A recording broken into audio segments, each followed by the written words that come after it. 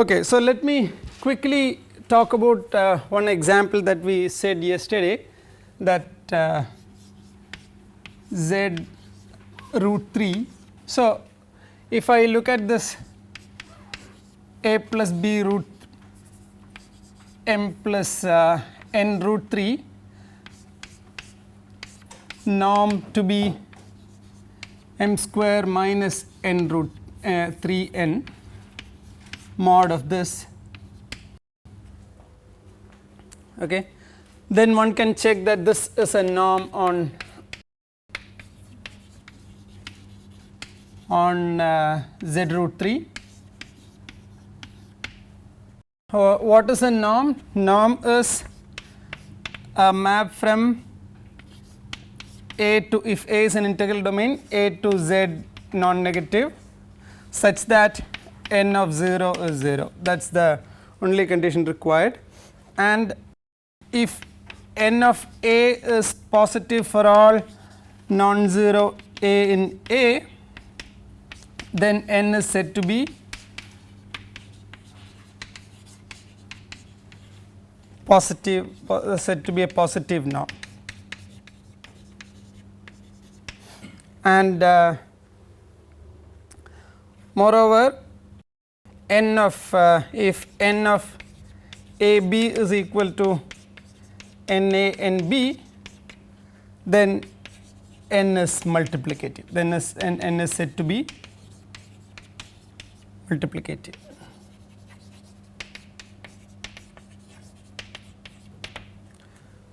So, in your first course this must have been discussed, that n defined by this is a norm on z root 3. So, this is specific to root 3, but if you take root 5, this is not really the norm that works on z root 5. So, one should be careful about that. So, that says that this is a z, and with this norm there exists division algorithm on z root 3. So,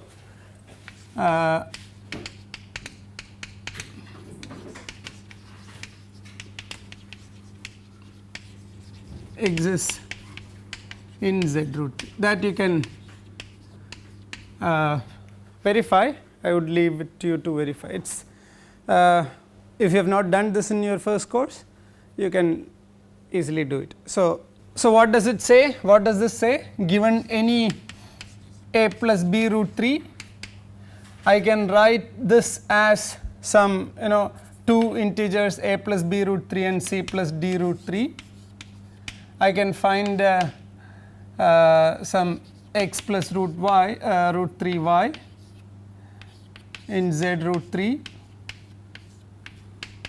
such that and r plus root 3 s, both of them in this, such that a plus b root 3 is equal to x plus root 3 y times c plus d root 3 and plus r root 3 s, where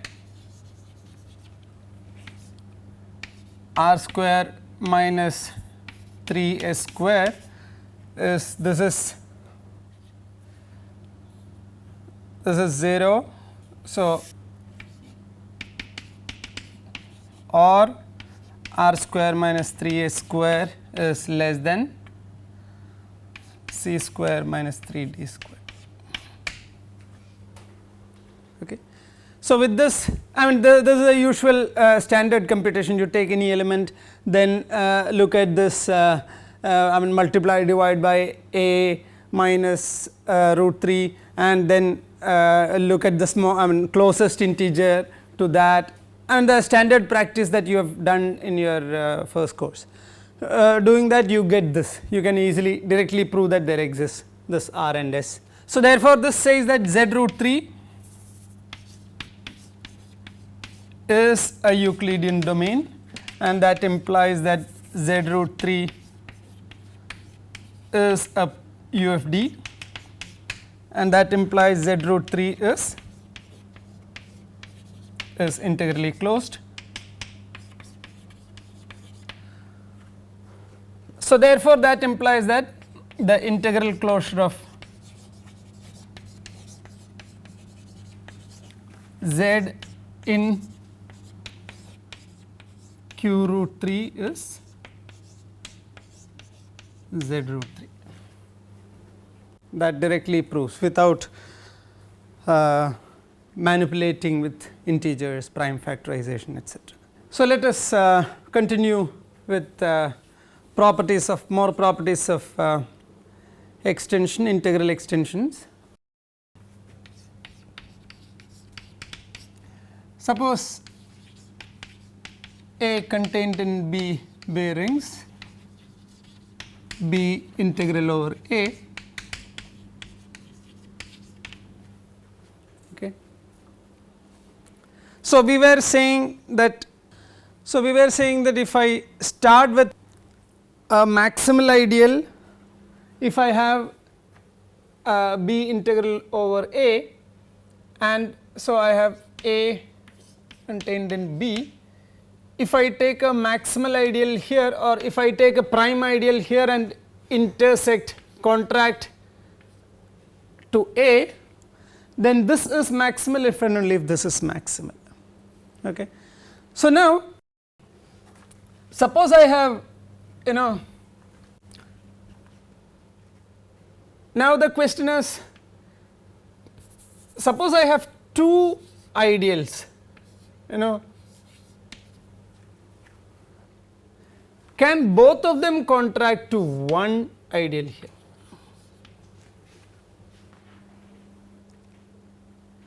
So, I have a tower structure, suppose I have a tower structure here, if I keep contracting it back, will it follow strictly the tower structure here, or in between there will be collapses? This is important because this tower determines what is called dimension of a ring. Okay. So, let me state this first. Let P1 and P2 be prime ideals of P1 contained in be prime ideals of B. If P1 intersection A is equal to P2 intersection A, then P1 is equal to P2. So,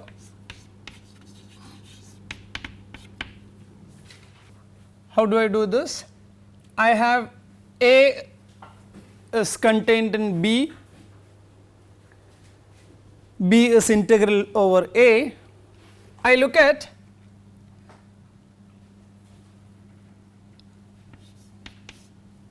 A, so we can assume that, so I have A contained in B,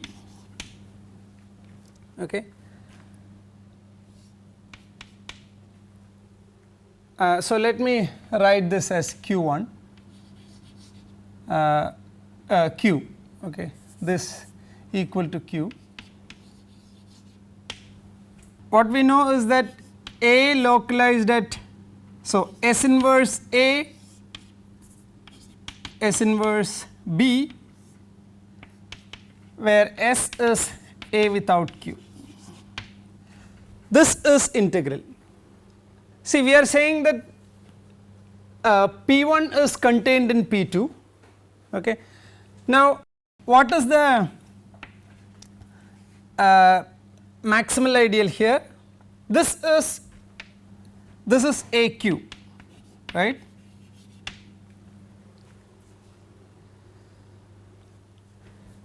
This, so if I take P1,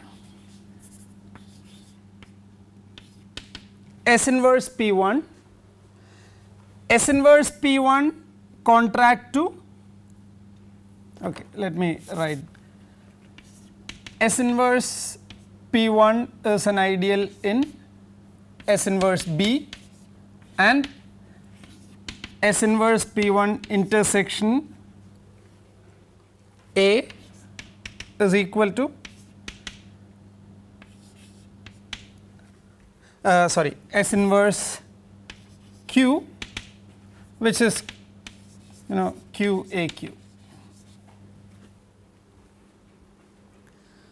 This is a maximal ideal, right?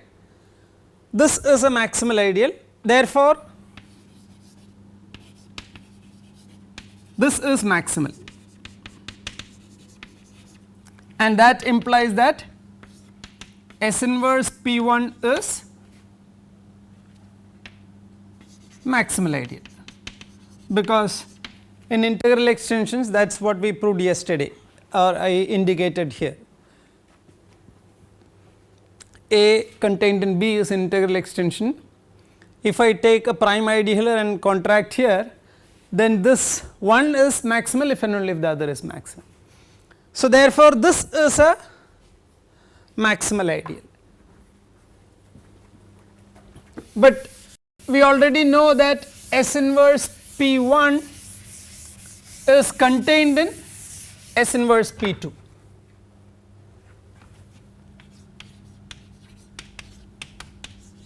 P1 is contained in P2, right? Yeah. So, what does that mean? This implies that S inverse P1 is equal to S inverse P2. So, see what we want to say is that P1 is equal to P2, right. So, what we know is that S inverse P1 is equal to S inverse P2.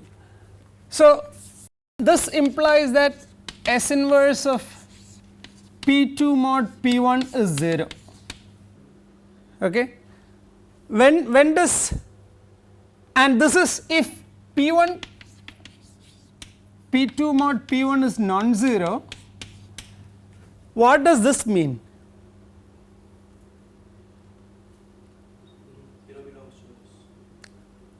No, when is, so if I take a module M, when is S inverse M 0?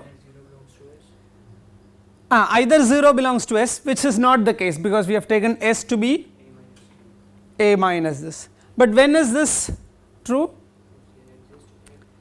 S contains an element of the annihilator of M, right.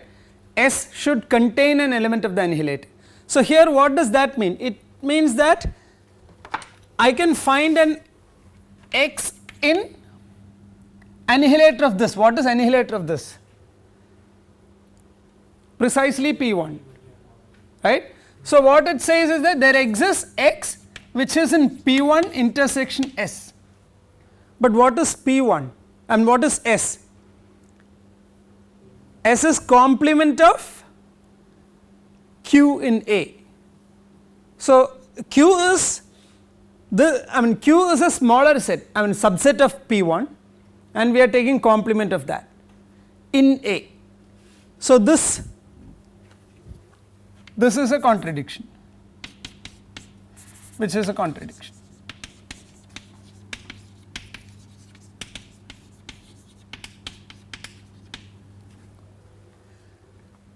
That says that S inverse, P1 P2 mod P1 is non-zero, that is P2 mod P1 is 0, or in other words P2 is equal to P1.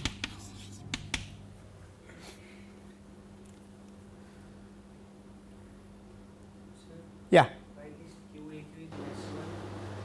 This is what is the this is the local ring, right. If you take a Q is a prime ideal, P is a prime ideal, therefore contraction Q is a P is a prime ideal here, therefore its contraction here is a prime ideal. So, Q is always a Q is certainly a prime ideal. What is we have already shown this, right. If I take a prime ideal P, and see if you take a prime ideal P and look at AP, and then if I look at any element x by S which is not in PAP, then x by s is a unit. That means x is not in P, which means x is in S. So therefore I mean x is in S means I have this S by x is also there.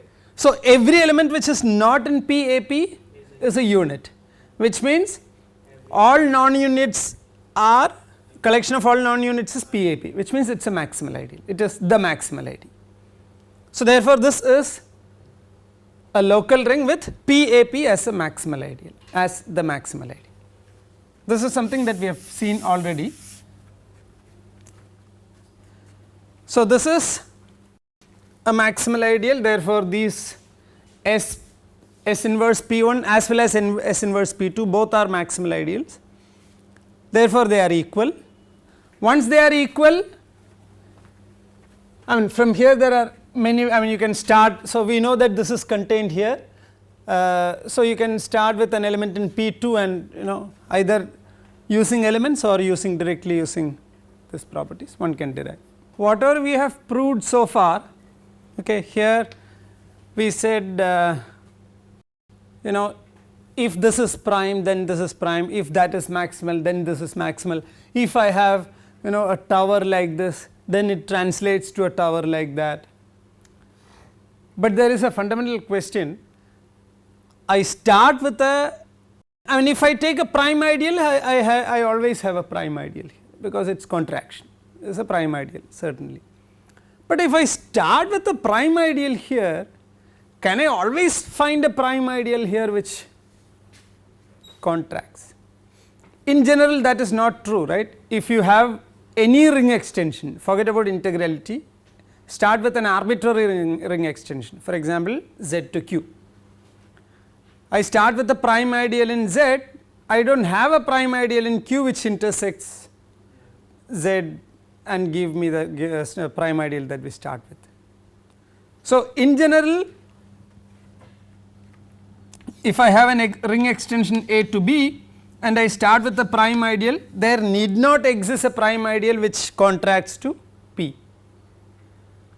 But the ring extension is integral, things are slightly different. Let B rings be integral over A if P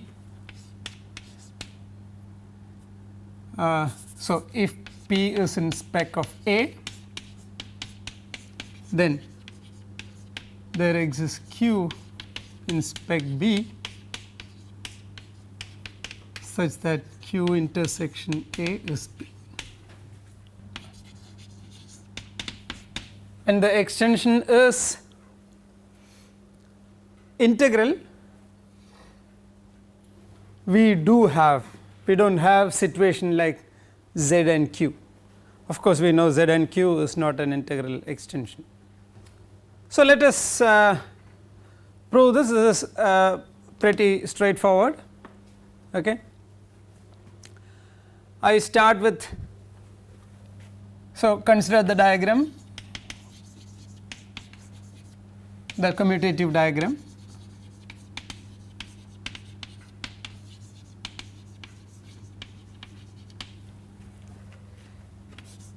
A to B,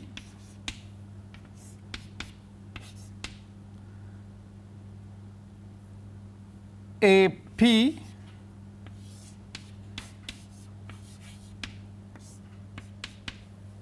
this BP, and we do not know what is Q as of now. Okay. What we know is that this is a local ring with unique maximal ideal PAP, and this is integral. So this is an integral extension, this is integral. Okay. So let me call this this map the natural map F, this is FP, I call this map alpha and call this beta. I know that this is a local ring, but I do not know anything about this. Okay. P is, so I am looking at S inverse B, where S is the multiplicative set in A, which is a complement of P. Okay. So, I do not know whether this is integral or not, sorry, this is local or not, but of course, this always have a maximal ideal. So, I start with, let n be a maximal ideal of BP.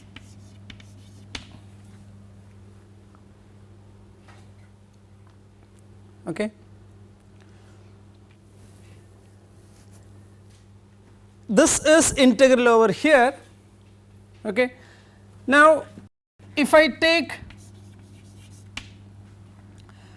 so if I take its contraction to AP, that will be a maximal ideal here, right. N contracted to AP will be a prime ideal, but this is an integral extension. So, if I have a prime ideal here and its contraction here, then one is maximal if and only if the other is maximal.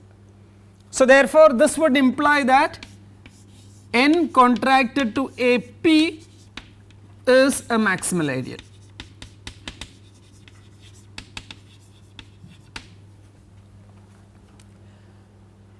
But this in AP, how many maximal ideals are there? There is only one, which is PAP. So, this implies that N intersected with AP is nothing but PAP. So, I have N here and then its contraction is N contraction, which is same as PAP.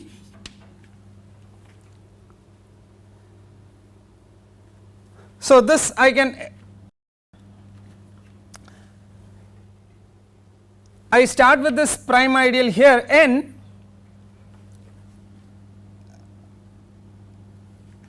alpha inverse of N, I take it as Q intersecting with B, or taking alpha inverse, whatever you want to say. Alpha inverse of N be Q.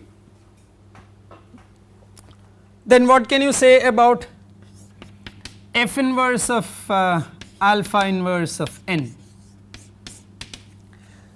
See, this is a commutative diagram. So, if I go from here in to here, this root or this root both are same.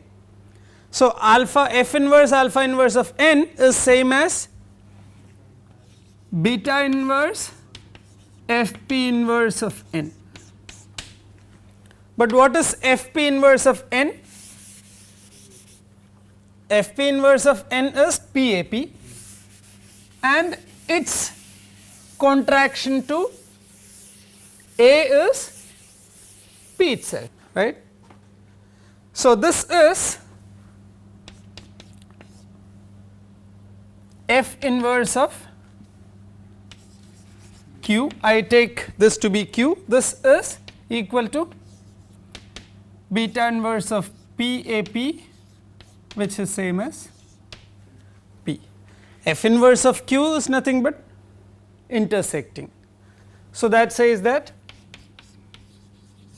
Q intersection A is P, and Q is clearly a prime ideal because it is inverse image of a maximal ideal.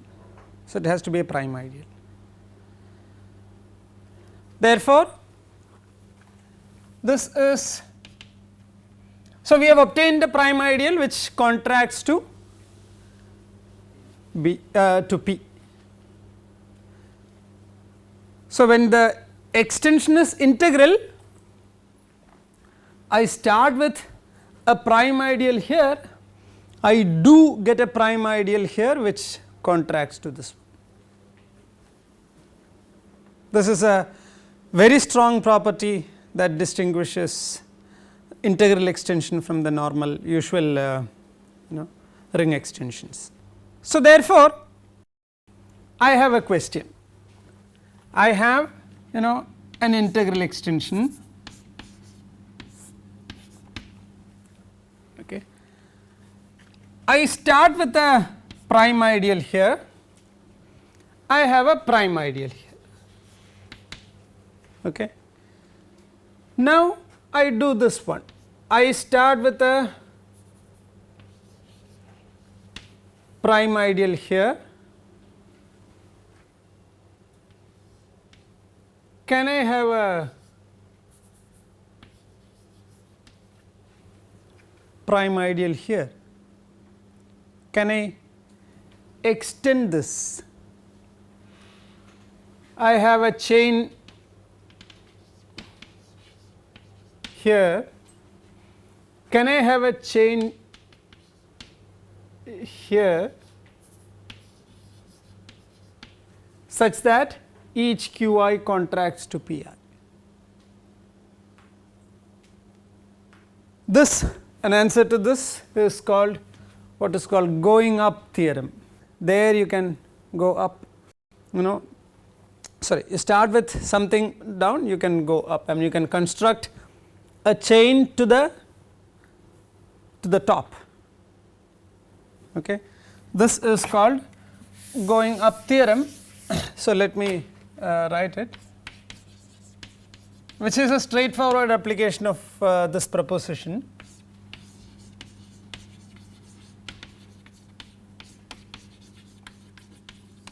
Yes. Given a P, we can extend it to Q, or given a Q, we will contract it to Given a q, see if I take a q here, if I contract here, that will always be a prime ideal, right. So if I start with the prime ideal here, I always get a prime ideal here, but the question is, if I start with the prime ideal here, can we get a prime ideal here which contracts to this, right. In the usual ring extension this is not the case, right. If I look at z to q, I start with 2z, there is nothing here, that no ideal here that contracts to 2z, right. So in general it is not there, but when the extension is integral, what we have shown is that there do exist, okay. Let A contained in B be an integral extension,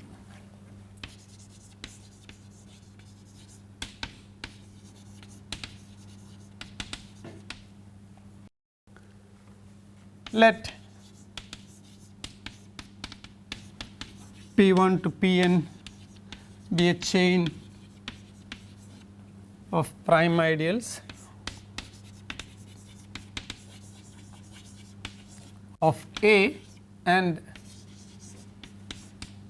Q1 to Qm, m strictly less than n, is a chain of prime ideals in B such that Qi intersection A is Pi, then there exists Qm plus 1 up to Qn prime ideals of B such that Qi intersection A is Pi. So there exists tower in spec such that Qi intersection A is Pi, okay. So first we look at the case n equal to 2, and once you prove n equal to 2 and m equal to 1, you can always push it. So let us first do that. Let n be equal to 2 and m be equal to 1. Given chain P1 contained in P2, it is always, there exists Q1. So and we know there exists Q1 here given as well. So, now what do we do? What we know is that Q1 is a prime ideal in B such that Q1 intersection A is P1. So, now there is a integral extension involving quotients. What is that? Can you think of that? See, Q1 is in spec B such that Q1 intersection A is P1. So, therefore, A mod P1 to B mod Q1, this is an integral extension.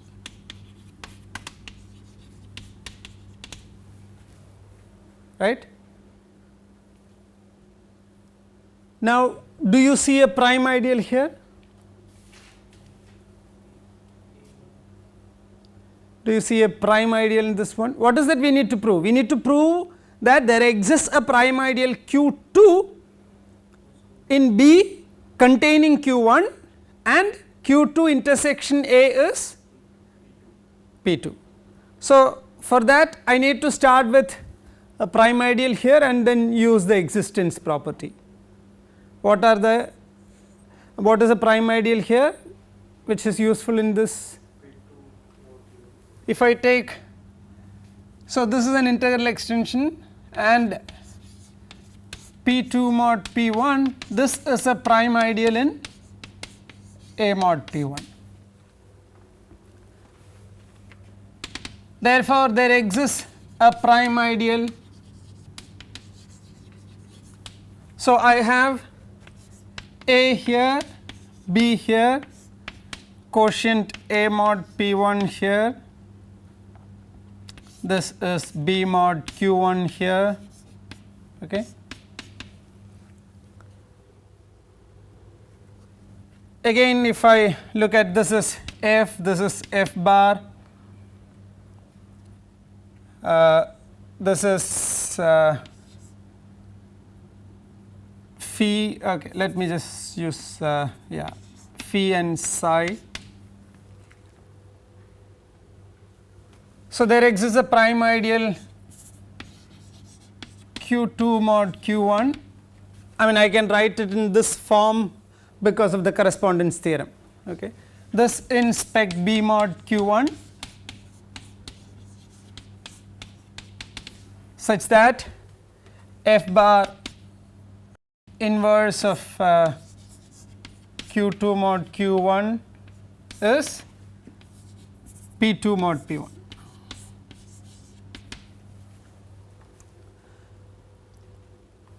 This is the natural map. So, phi inverse of Q2 mod Q1 is a prime ideal, we will denote by Q2 in B. Okay. So, F inverse of phi inverse of Q2 mod Q1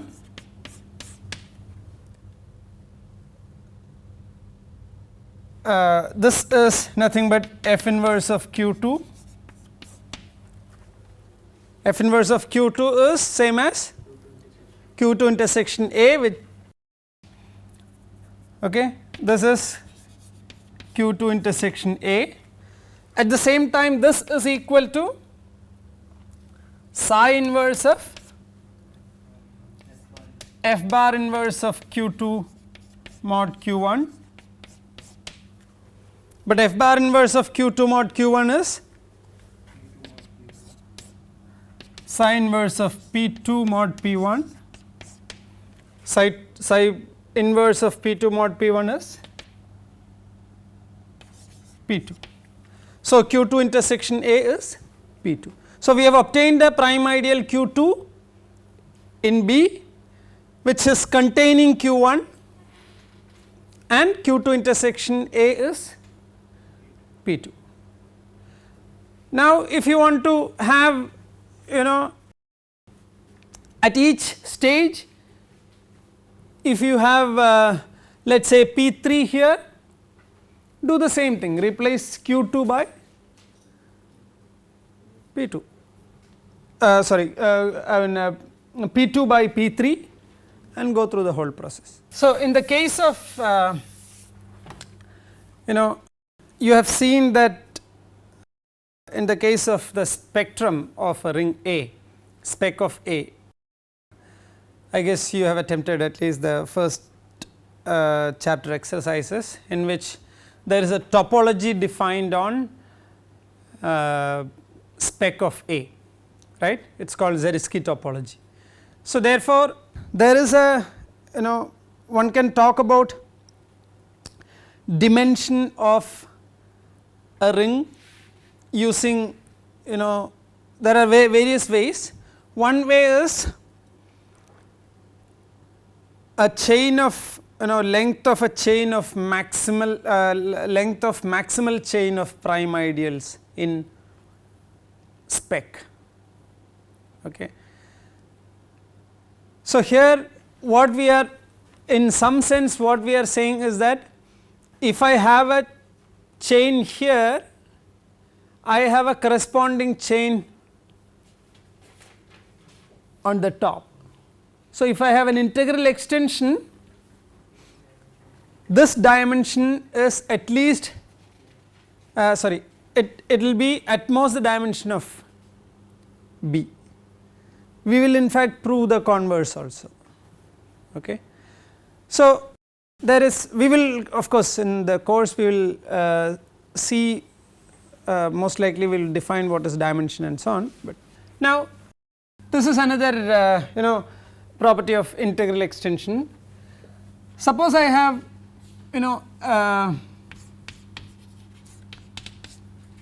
let this be an integral be an extension. Yeah. Now we have proved that families at least equal to M, right? Then Yeah. that families at least equal to M. Yeah. So, that is what we may have a bigger chain there, but we have proved that we do not really have a bigger chain, because if two of them contracts to one prime ideal, they have to be equal. Okay. But what we this is not enough to say that the dimensions are equal. If I start with, see, in the maximal chain of prime ideals we have to start, if I start with the maximal ideal, can we always come down and get to a place where this is we have maximal saturated chain both up and down? You need little more work.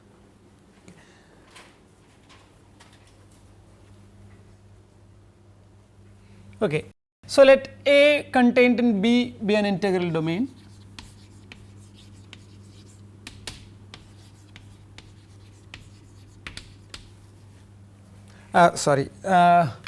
Be a ring extension. Be a ring extension will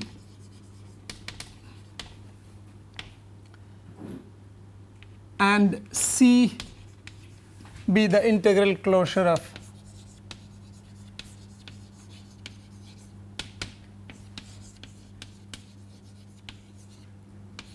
A in B. Okay. Then for any multiplicative set,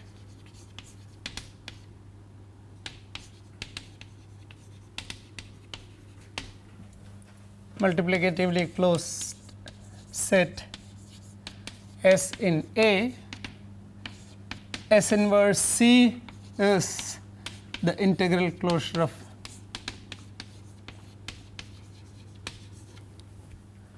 S inverse A in S inverse B.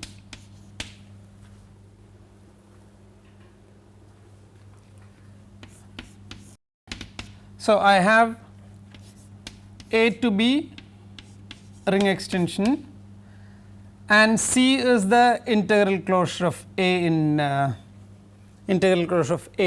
B. So, correspondingly I have an integral I have an extension S inverse A to S inverse B. What this result says is that the integral closure of S inverse A in S inverse B is nothing but integral closure of A, the S inverse of integral closure of A in B. I mean pretty easy to prove. Let x by S in S inverse C, if the other way is easy to see, let x be in C, then x by so therefore there exists A1 up to An in A such that x power n plus A1 x power n minus 1 plus etc. An is 0. So therefore x by S whole power n plus A1 by S x by S whole power n minus 1 plus etc. An by S power n is 0. That means x by S is integral over S inverse A. That means S inverse C is contained in the integral closure of S inverse A in S inverse B. Conversely, suppose I take an element in S inverse. So let us start with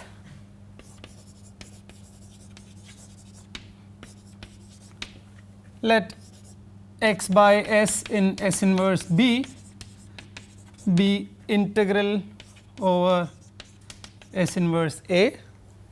That means I have an equation, there exists A1 by S1 An by Sn in S inverse A such that x power n by S power n plus A1 by S1 n minus 1 by S n minus 1 An by Sn, this is 0. See, what I want to do is I want to say that x by S is equal to some, it's in S inverse C, or in other words I have a representation for this in C, or in other words I can for some u, ux by us is in S inverse C. So if I know that for some u in S ux is integral over A, then I am through. Now can you think of some ux for some u? How can I clear all the denominators of this equation? If I multiply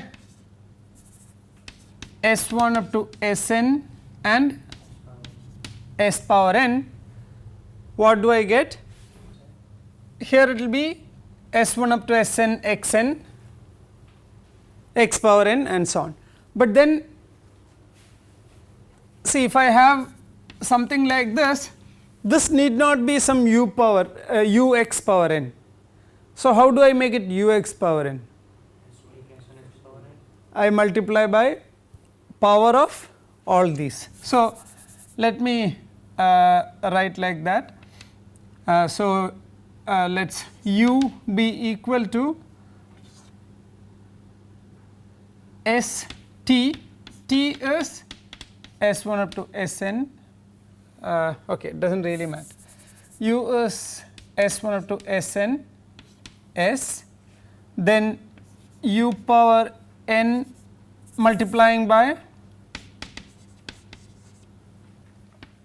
and multiply by u power n, we get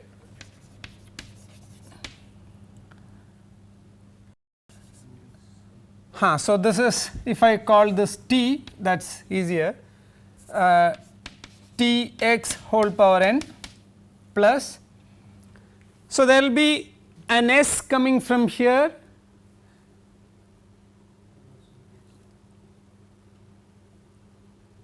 So, I can take the appropriate quantities inside. Okay. There will be a1 prime t x n minus 1 plus etcetera a n prime is 0. What is a1 prime? It will be a1 times s, and then there will be s1 power n minus 1 up to then s2 power n up to sn power n. a1 prime, see it is simple, you just multiply by u power n here, what is that? No? So, therefore, this implies that Tx in B is integral over A, that means Tx is in C. So, that implies that Tx divided by Ts is in S inverse C, and that implies x by S is in S inverse C. So, the integral closure of S inverse A and S inverse B is nothing but S inverse of the integral closure of A and B.